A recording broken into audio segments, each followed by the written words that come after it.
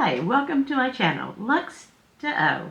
And I thought today, as it's still very cold outside, I wanted to talk about some of the cacao fragrances. Those can be bitter, soft, or warm. And then to extract those to put in a fragrance, you have to have the cacao pod that is harvested, fermented, dried, roasted, and then ground. When it's used as a top note, it can give you that rich blast of dark sweetness, and that gives way for other notes to develop on our skin. If it's used as a middle note, it can bring a distinctive warmth that works well with floral and fruity notes. As a base, it can add a velvety finish that blends well with patchouli, amber, honey, vanilla, and other spices such as the ones I love, cinnamon and nutmeg. The extraction process is what will yield the results that a perfumer is looking for and what they want to incorporate in their perfumes. The results are also determined by the origin of that fruit. The first fragrance that I wanted to show you is the Givenchy Ultime. I think if I had to go with only 20 fragrances for life, I would choose something definitely from the L'Interdit line. This is the L'Interdit Ultime, and don't let that confuse you with the fact that it's in a red bottle. There is a L'Interdit Rouge, but it's in a much darker red bottle. Kind of confusing. In this perfume, we can see the orange blossom, neroli, and tuberose are the florals. Then we can see woody, floral, feminine delight. This also has a neroli orange blossom in it. It has tuberose, the cacao shell, with patchouli, vetiver, and ambroxan. And the white flowers with the warmth of the cacao shells, and the dry down is lasting, and it gives us that velvety woodiness that we love from this fragrance. I have not included in this review fragrances that are truly chocolate smelling fragrances or have the addition of a real strong chocolate note, because I don't really prefer those. If I want chocolate, then I don't always want it in my fragrance. I'd rather drink it or eat it. So number 2 on this list is by Atelier Materi, and it's Cacao Porcelana. This feels like an indulgent secret. The rare ingredient in here that makes it different and not very sweet on my skin. It's got a light tobacco, patchouli, and sandalwood, and it is white cocoa. The first blast was not the most enjoyable part for me. I enjoy the dry down so much more.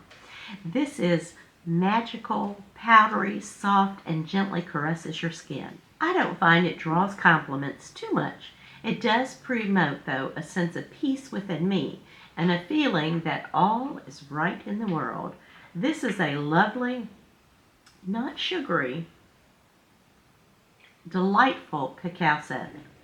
And it is not sweet like a chocolate scent, which I enjoy. The third one on this list is by Dries van Noten, and it is called Soie, Malaquais. It begins with bergamot and a blackcurrant before revealing the heart of rose and silk. This gives us the feeling of a rose petal and the smooth hand to a silk fabric. Finally, it settles down with chestnut and cocoa. That sprayer is truly gorgeous. And the bottle is just every bit as beautiful on Soie Malaquais as the fragrance inside. This is alluring, nutty, milky elegance, suitable for special occasions, fragrance for a bride, or if you need a fragrance that's as soft and warm as a cashmere robe. That would be Soie Malaquais. The next fragrance is by Bond No. 9, Chelsea Nights. It's a sensory indulgence with cocoa, hazelnut, and saffron. The sesame in here adds a nuttiness that works so well in fragrances. I look for sesame in fragrances. The hazelnut is not too sweet in here, but it's realistic. The florals keep this feminine too. It's truly a unisex scent to my nose. Beautiful. Chelsea Nights was not a love at first sniff. I did listen to who reviewed the fragrances and knew I needed to give it some time. The dry down is perfectly dusty, a bit of gourmand, and it has a nice suede-like quality to it. Now it's something that I always want to make sure I have in my collection, and that is Bond Number 9, Chelsea Nights. The last fragrance on this list is Boucheron Gems, and I've included it in one other video. I can't help but continue to include it. It's new to me this year, as in the fall. This is a woody spiciness at its finest. We have a beginning of cocoa, cinnamon, ginger, papyrus, guaiac wood, patchouli, which provides the woodiness that I love in this fragrance. The base is where you'll find the cacao, vanilla, and cedar. When I first smelled this, it was so unique, it was difficult to me to determine if I liked it or not. This is pure addiction in a 4-ounce bottle, so there is a lot of juice in there. And it's an attention grabber to me. It's one that it grabbed my attention, and if I hear it's being discontinued, and it might be, I'll definitely be getting a backup bottle of this. When I smell this, I feel like I'm a genie, and I want to be back in this bottle of comfort.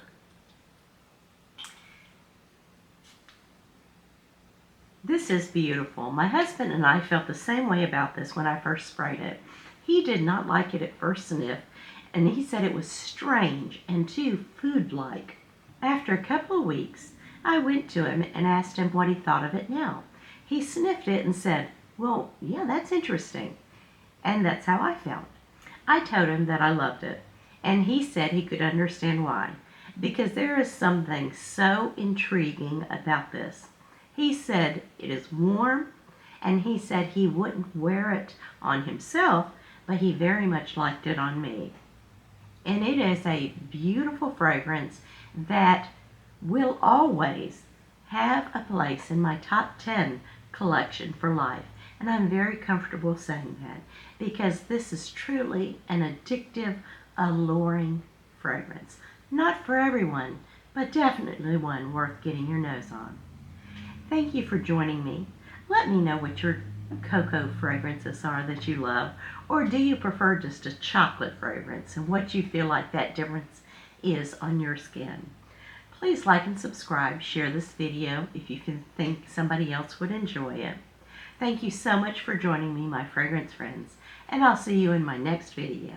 Goodbye.